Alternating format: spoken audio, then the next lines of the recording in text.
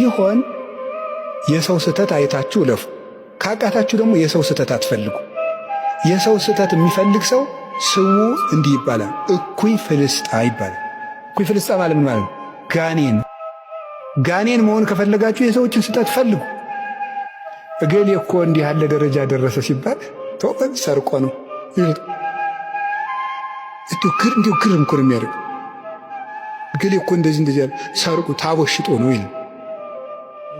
እገሌ ሊቆነ የዋጣት ነገርማ አለች። እንዲሁ እኮ ምን አይነት እኮ እንዲሁ ፍዳ እኮ ነው ፍዳ። በቃ እንደዛ እያለ በቃ እንዲሁ ለነገሩ ሁሉ ሌላው ቀርቶ እኮ የሰዎችን መልካም ነገር ስንሰማ እገሌ እኮ ጥሩ ነው፣ እገሌ እኮ እንዲህ ያለ ነው፣ እገሌ እኮ እንዲህ ያለ ነው ሲባል ነው። ግን እንዲሁ እንዲህ ባያረግ ይላል። ያውን እኮ ቅናቱ ነው፣ ከውስጥ የሚነደው ቅናት ነው እንደዚህ የሚያደርግ። ይህ ሰይጣንነት ነው፣ የሰው ስህተት መፈለግ።